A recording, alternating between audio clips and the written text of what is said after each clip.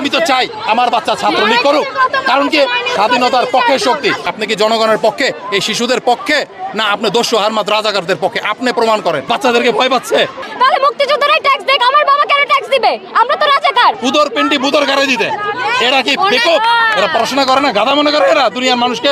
বাংলাদেশে একটা রিক্সাওয়ালা রাজনীতি বোঝে এখন। কারণ কি উনি চাচ্ছেন কি আদালতের ঘাড়ে দিয়ে 7 তারিখ পর্যন্ত টেনে নিয়ে যেতে, কারণ ওনার হেডাম নষ্ট হয়ে যাবে। ওনার কেন আরে প্যাস্টিস নাই বাচ্চাদের কাছে, কিসের প্যাস্টিস? এরা আমাদের মা, এদের আমাদের সন্তান। আপনি এসে কোটাটাকে বহাল করেন, কিসের আদালত? তো আপনার, সব আপনার, আমরাও আপনার। তো কেন আমাদেরকে আপনি বিরোধী পক্ষ মনে করেন? কেন আপনি দুশ্মন মনে করতেছেন? দুশ্মন মনে করার কোনো সুযোগ নাই। আমরা এই দেশের লোক, আমরা আপনাদের বিরোধী না। কিন্তু আপনি কি করলেন? এই জেনারেশনটা পুরোটা 12টা বাজিয়ে দিলেন, যার নাম করে দিলেন। এরা আপনার পক্ষে কোনো কথা বলবে? আপনার তো এখন ছাত্রলীগে এরা ঘৃণা করবে। আমি তো চাই আমার বাচ্চা ছাত্রলীগ করুক, কারণ কি স্বাধীনতার পক্ষে শক্তি, স্বাধীনতার পক্ষে শক্তি। কিন্তু আমার বাচ্চাকে আমি কি জবাব দেবো? কুলাঙ্গার মন্ত্রী আছে, তারা করতেছে। প্রধানমন্ত্রী কিন্তু অমানবিক না, তার কান পর্যন্ত যায় না। কারণ কি? কেন নেট কতটুকু দুর্বল দেখেন, তারা নেট বন্ধ করেছে। এদেরকে ভয় পাচ্ছে, বাচ্চাদেরকে ভয় পাচ্ছে। নাউজুবিল্লাহ মিন যালিক। কেন ভয় পাবে বাচ্চাদেরকে? এদেরকে বুকে টেনে নিতে বলেন প্রধানমন্ত্রীকে, সরাসরি বলেন যে আপনি বের হয়ে আসেন গণভবন থেকে, এসে বলেন যে মা বাবা আমরা তোর পাশে আছি, তোরা আমাদের সন্তান। এটা কিসের রাজাকার? আপনি গুনেন না, আপনি এত সুমারি করতে পারেন, এত কিছু করতে পারেন, রাজাকার বের করতে পারেন না? আপনি গড়পড়তায় সবাইকে বলে দেন সবাই রাজাকার।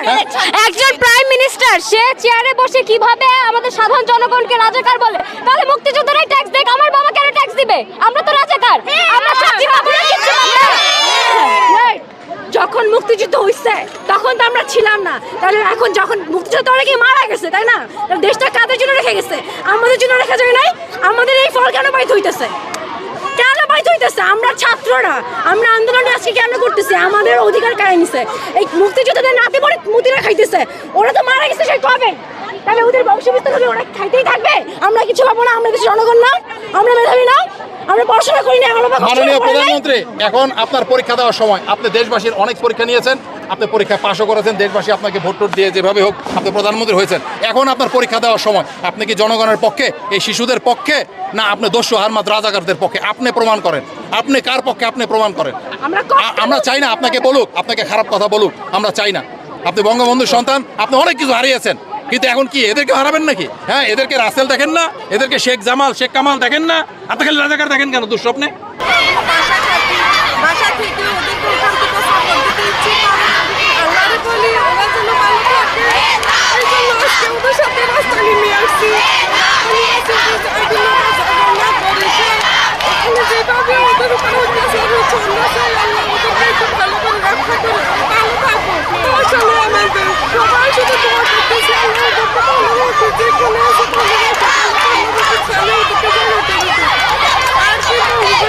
আজকের এই ছাত্রছাত্রীদের এরা রাস্তায় নেমে এসেছে এবং দল মত নির্বিশেষে কোনো স্টুডেন্ট আর ঘরে নেই, সবাই একত্রতা প্রকাশ করেছে।